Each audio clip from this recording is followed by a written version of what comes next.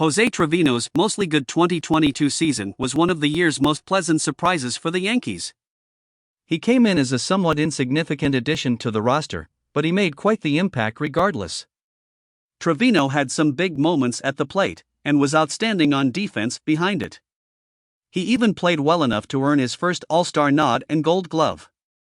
In all, it was by far his most successful season, but it was really a tale of two halves on offense.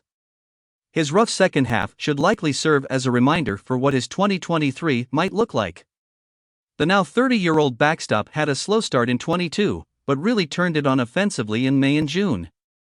Trevino was hitting with uncharacteristic power, had much better discipline numbers, and turned in a respectable 103 WRC+ for the first half. As mentioned, combining this with his excellent defense even got him to his first All-Star game.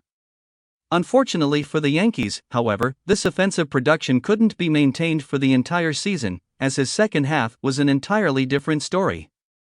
As the season progressed into the second half, Trevino began striking out more, cut his walk rate by more than half, and stopped hitting for the power that he had been before.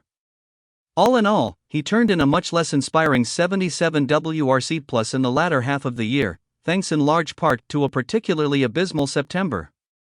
Unfortunately for the Yankees, this lesser performance is much closer to the numbers he had put up in his career prior to arriving in New York.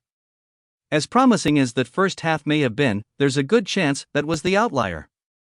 Through 2021 with the Rangers, Trevino managed just a 65 WRC+ over a few seasons of part-time play, 519 total plate appearances. He had never really maintained anything close to that first half performance before. Altogether in 2022, Trevino had a 91 WRC+, a career best mark.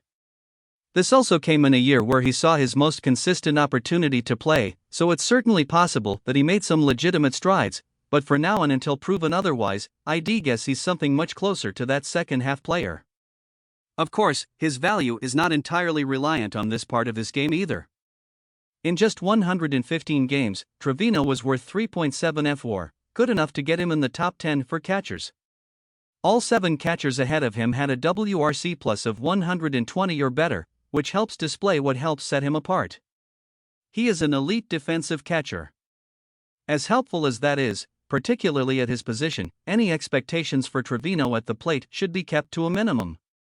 For a team that's putting a lot of weight on a few players ranging from unproven to maybe just plain OL bad, having another potential liability in the lineup at catcher only makes the ice thinner. And this is not a knock on Trevino, he has already shown himself to be a very valuable player behind the dish, but the production he's likely to bring offensively is far from ideal for this lineup.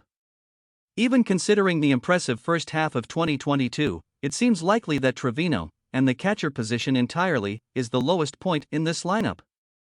Not that this is uncommon for a team at the position, but as the Yankees hope for favorable outcomes with some question marks, the more realistic version of Trevino only adds to that stress.